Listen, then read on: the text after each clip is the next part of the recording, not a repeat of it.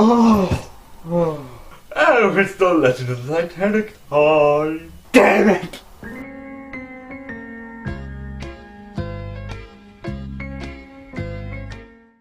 Yeah, 2 animated Titanic movies.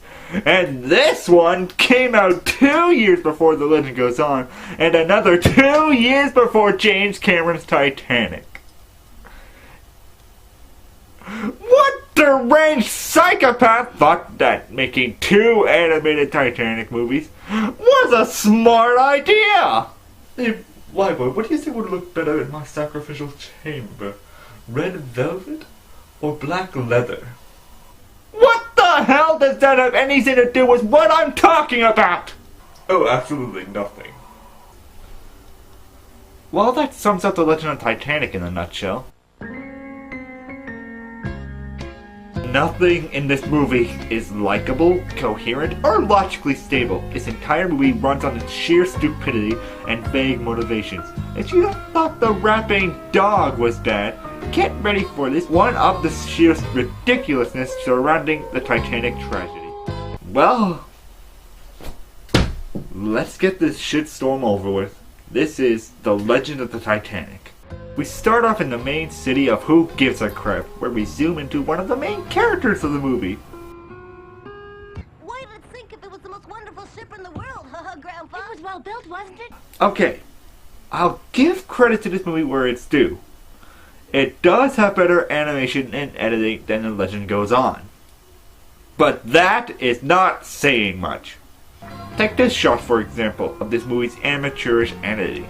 We zoom into a window of a huge building and immediately turn into the talking mice of the movie. This isn't like other cartoons where they zoom into the small mouse hole in the house showing how big the mice are. It just slides into the shot, making the mice seem humongous prospectively. Ignoring that, we meet Top Connors. It's times like these when you really appreciate having a cool name like Monogram. Who was telling stories to his really insensitive children. Did you go on being a sailor after the Titanic sank? Oh, no. Once I hit New York, I got a new job. I would never have stopped being a sailor. Oh, that's good, but how can we be even more insensitive? Listen to what it says in this old paper. Tragic ending to the maiden voyage of the Titanic. The liner goes down. 100 missing. A lot of people died, huh? Yes! Yes! Asking if people died on the Titanic! Oh my god, that is genius. How about next you have a scene where the mice piss all over the graves of all the people who died? Yay! Basically, this entire opening is just a rehashed version of James Cameron's Titanic opening, with the old folk telling the story of the Titanic to their grandchildren. Because shameless plagiarism is cool! So Top begins the tale of the Titanic as we flash back to the boarding of the Titanic. We see down at the wharves. Top Connors, the cross-dressing mouse. I mean, the girly eyelashes, the pierced hair, and the shirt that clearly doubles as a skirt. Just slap a bow on her and call her precious. Anyway, Top Connors, who I now nickname Cross-Dress Mouse, comes out of the sewers with a whole community of mice ready to board the Titanic.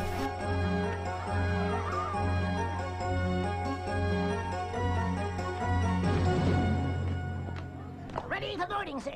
But wait, we forgot the racist stereotype in the Titanic movie. Last time we had a Mexican racist stereotype. How can we make another racist stereotype? Oh, I got it. How about we have a Brazilian mouse whose entire personality is that he likes soccer? I say, lad, you're Brazilian, aren't you? What brought you all the way here to Great Britain, if I may ask? I came here to learn your national pastime, soccer. But I think my country mice are going to transform it a little. What? Surely you're not thinking of changing the rules, are you? But we may add a little something to the spirit. I'll show you what I mean.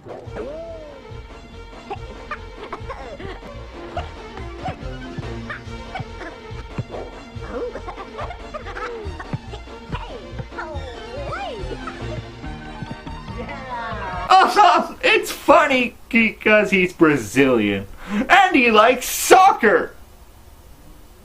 Laugh! I Aye, sir. Mr. and Mrs. Angus Wallace Bruce McMouse. Mr. and Mrs. Porrig Liam O'Rat and 2 children, Juan and Evita Raton with offspring, Jean-Luc and Francois Ratatouille, and the Mousetti family from Sicily, featuring Parmigiano, Pecorino, Gorgonzola, Provolone, Fontina, Caciocavallo, Ricotta, Mozzarella. Please call me Stella. Everyone else does, after all.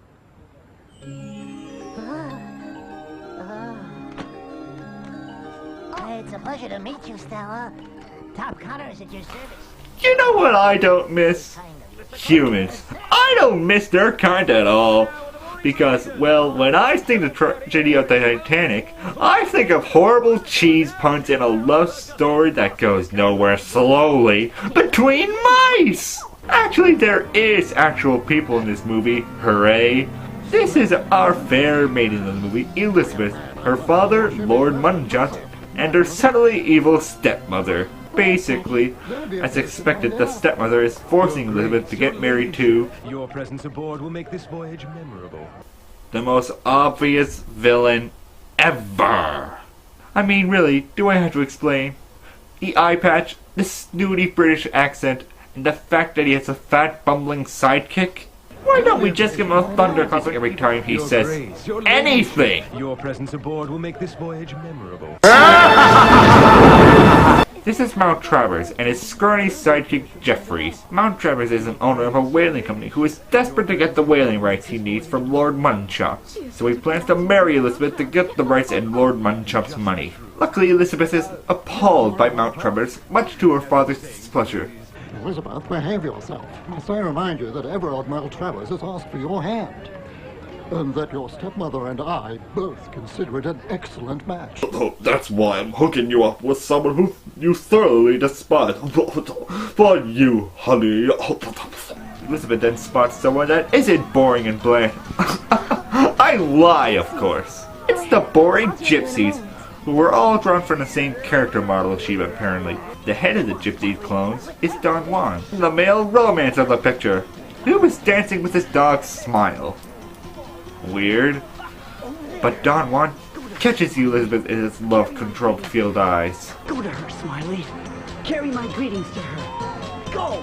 And by that I mean steal her shit!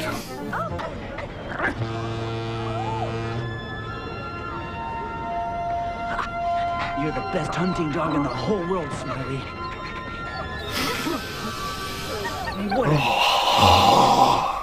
It must be true love. Oh no, the villains have noticed the contracted bond between Elizabeth and Don Juan growing. Luckily, they shall do something about it. The passengers, mice included, then begin to board the Titanic. But not before Smile pisses on some guy's leg. Because you can't spell classy comedy without pissing. So the Titanic sets off into a CG-filled landscape, which is probably what took up most of the budget for this movie. Later that night, Mount Travers is sending out a message to his whaling ships so that they are prepared when he gives the signal to set sail and hunt for some whales. As his lackey writes the message, they begin to talk about their plan to get the rights they need. Well, simply admiring the masterful way in which you're carrying out this operation. Yes, things are proceeding smoothly. There's no reason whatsoever why the Duke shouldn't grant me exclusive worldwide whaling rights. Not to mention the hand of his darling daughter. By marrying her, you'll get your mitts on all of his money, won't you, boss? Won't it? Sorry. That's quite all right, Jeffries. You've hit the nail on the head. There's nothing in the world that counts besides money and power. Well, at least he's being subtle about how evil he is. We cut to Elizabeth having dinner at the head table with her family, and it's a jolly old time until Mount Travers Good evening, Maltravers. Your Grace. comes in. He and the evil stepmother begin to throw around the idea of getting married on the Titanic, but this begins to mildly annoy Elizabeth. Incredible isn't the right word.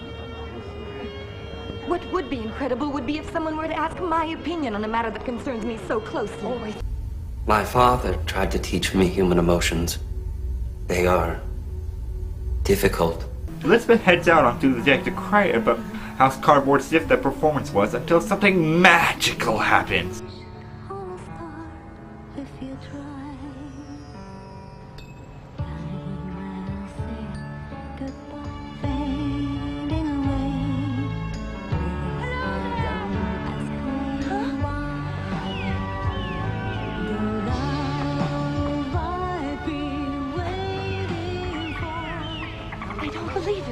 understand them. My name's Elizabeth. Very well, Elizabeth. Now I'll explain. Yes, Elizabeth miraculously gained the power to talk to animals. But how did this happen? You can understand us thanks to a net of magic moonbeams that caught your tears as they fell into the water. We added a little magic of our own, and voila! The spell was cast. Magical moon tears. Magical moon tears. What? That doesn't explain anything. How did refracted light from the moon make people able to talk to animals? Also, later in the movie, other people are able to communicate with animals. Are we supposed to accept that they cried magical moon tears too? So they're now talking dolphins telling them to stop crying because they have a bigger problem than her. If you were in my place, young lady, you'd have no time to cry. We're engaged in a desperate battle to save the lives of our friends, the whale. The Maltravers ships are hunting the poor things near to extinction. Now he's enlarged his fleet and intends to hunt them even in waters which up till now have been forbidden to whalers. What? Oh, come on! He doesn't look the type. We cut to Maltravers, who is deciding to kick his plan into high gear by giving the order to Jeffries to send his fleet out whaling into the protected waters early, and to also contact his special friend, and get him ready for the next phase of his plan. And who is his special friend? A gang of Brooklyn accident shark convicts. Hey, what's going on? Jeffries, my man! Talk to me, baby! No, I'm serious. These are shark convicts, apparently. Anyway, Jeffries relays the message to sharks to stay still and do nothing. And the sharks let Jeffrey know that they are ready to destroy anything when called for. I smell epic foreshadowing. The next day, Elizabeth is crying again, but this time, Cross-Dressed Mouse and Brazilian Mouse are there to give her some guidance, but Elizabeth seems to have given up hope. Listen, you can't just give in like that. This game isn't even in the second half yet. You've gotta fight. Of course I'm going to fight. No, It's moving because he's using soccer as an analogy. The mice, after cheering Elizabeth up, set off to spy on Maltravers and the evil stepmother. And what do the mice find out? That the evil stepmother is evil!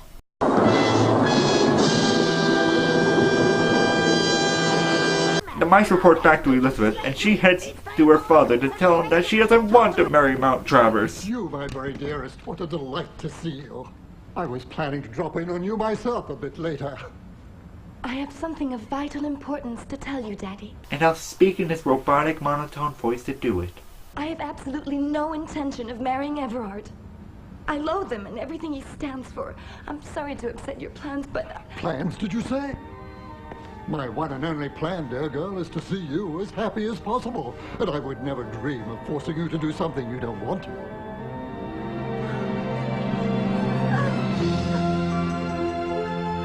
Yeah! One of the main problems of the movie was solved, and we aren't even halfway through the movie yet. Fast forward to the mice meeting up with Smile, and he's looking for Elizabeth to try and hook her up with Don Juan, who hasn't been in the movie for about 20 minutes.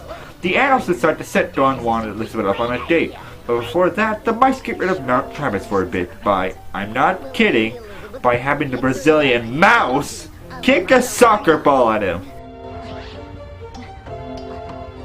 Huh? Ready? Now!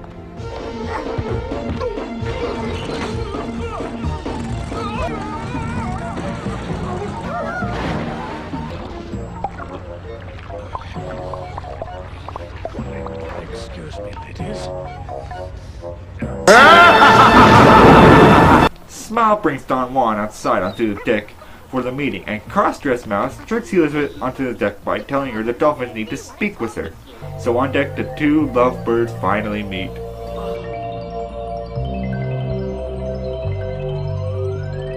Hey, you're not a dolphin. This is mildly irritating.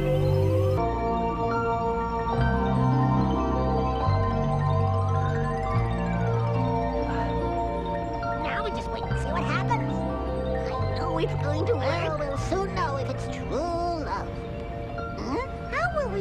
their souls are truly united, he'll be able to speak to us too. But of course! Wouldn't it be completely absurd if he didn't gain that power in that stupid, contrived way?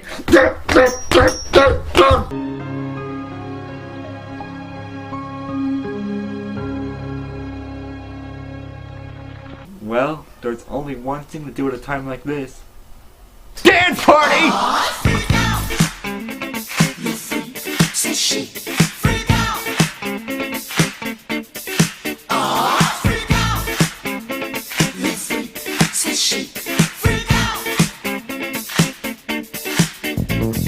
The next day, the evil stepmother confronts Elizabeth about her spontaneous boyfriend.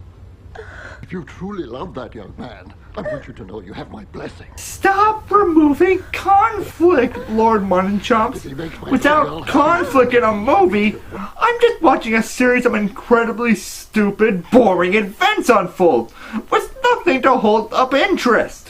While this is going on, the rest of the gang, Don Juan and such, learn that Mount Travis is sending a message to his ship to begin whaling. So the mice quickly cut the lines, cutting off the ship's only means of communication. Back on deck, Jeffries makes contact with the sharks again, to tell them to go ahead with the rest of Mount Travis' plan, which is...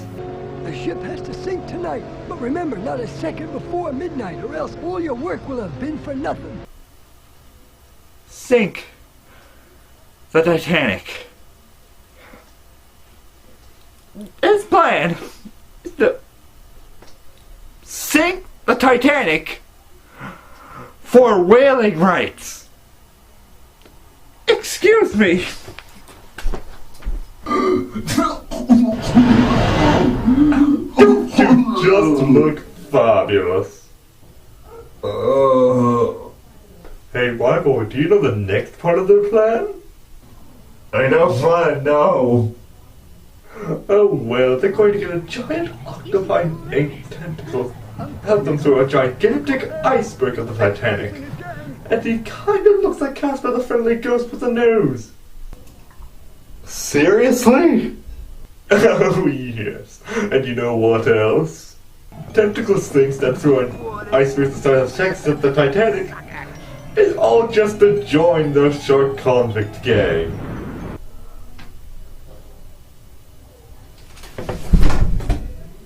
Aren't we just having fun today?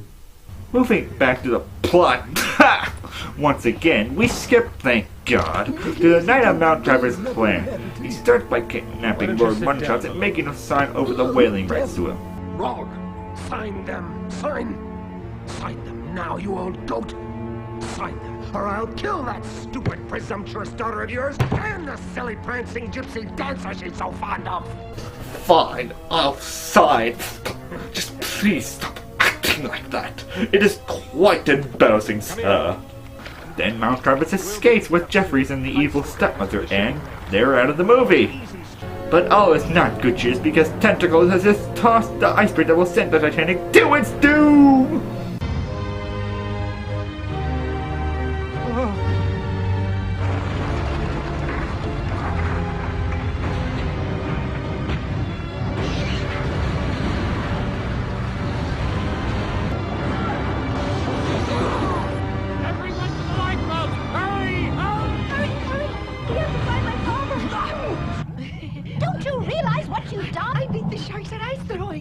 You threw an iceberg at a ship full of people. I don't know how many of them we'll be able to save. They'll freeze to death in these waters. Well, I guess throwing giant icebergs at the Titanic wasn't such a good idea, Tentacles. Brock, the crew of the Titanic, begins to put the passengers in lifeboats. And they also go to send an SOS, but... oh snap! The mice cut the wire. However will they send the SOS? Gee, I wonder if the solution is stupid and illogical. I've got it. Connect the wire to my mustache. Oh, of course! Use the mouse's mustache to complete the circuit. Allow me to cry for the audience.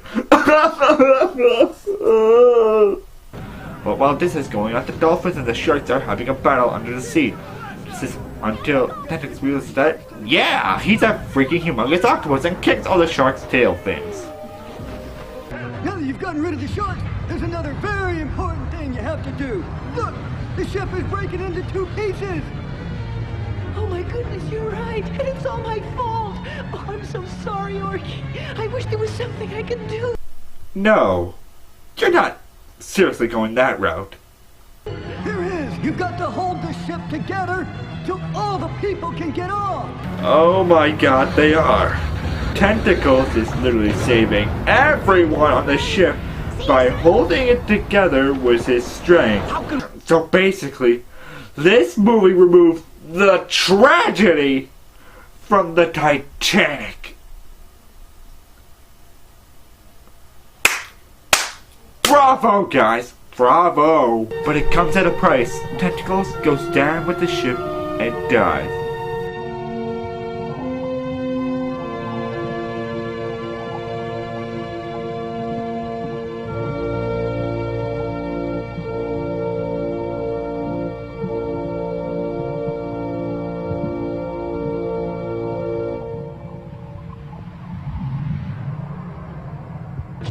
Actually, no, that would have made this story actually tragic. What actually happens? Well, first Elizabeth and Don Juan get married, as well as Crossdress Mouse and another girl mouse. But that's not all. They are called down to the water to see that Tentacles and that mouse they're clearly electrocuted is alive!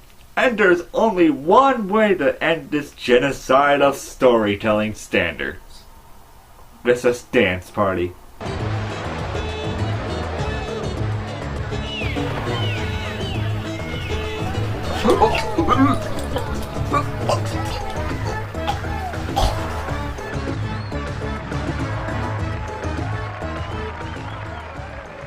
So this Ronnie is Granny Stella's brother. Where is he now, Grandpa? Oh, he moved back to Brazil. He couldn't stand the cold here in New York. He became a very famous soccer coach.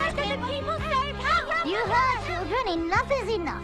Your grandfather loves to tell stories, but like all sailors, you shouldn't take it too serious. Come along now.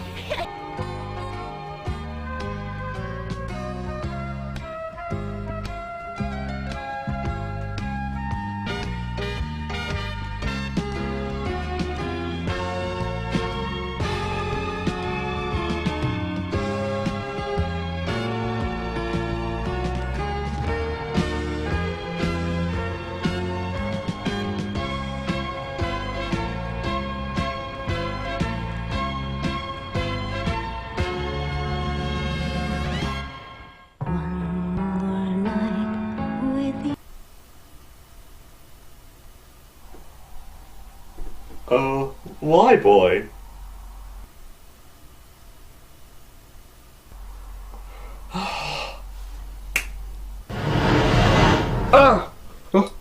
Any good things to say about the movie, WHYBOY? Just one, Harold.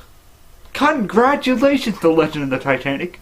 You made Titanic The Legend Goes On better in comparison to you! I mean, really, does this movie have anything to do with the Titanic? Anything romance-related is pushed far into the back seat, and it reaches closure far too quickly to make any sort of impact. Just like half the other plot points in this movie. No impact!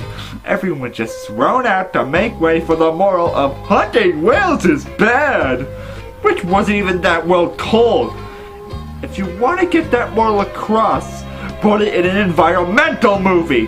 Titanic is about love surviving tragedy, not about bullshit evil geniuses battling meddling kids who want to kill whales. So if you want to watch something that's offensive to the human eye, take a gander at the Legend of the Titanic. And so this is when I end the first season of Cartoon Carl. Hello? Yes, Harold? Who said you were done? No, Harold, I'm done for this season. I reviewed both animated Titanic movies. I gave you my basement so you can use it as your sacrificial chamber. And I reviewed 11 shitty cartoons. I think that's enough. Yes, that would be perfectly fair for you to only do 2 animated Titanic movies. But I am an obvious villain. So you're gonna do 1 more fantastic movie. No. There can't be another. There can't be another animated Titanic movie. There just can't be. Well, technically there isn't another Titanic movie. Oh! There's a sequel.